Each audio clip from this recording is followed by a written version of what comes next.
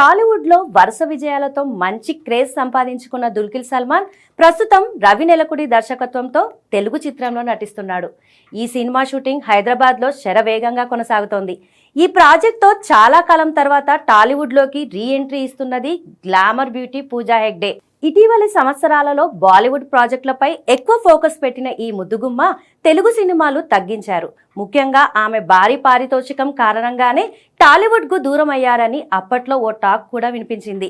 కానీ ఇప్పుడు తిరిగి రీ ఎంట్రీ ఇస్తూ అదే స్థాయిలో పారితోషికం అందుకుంటోందని సమాచారం. ఈ మూవీలో నటించేందుకు పూజ ఏకంగా 3 కోట్ల రెమ్యునరేషన్ తీసుకుంటుందట.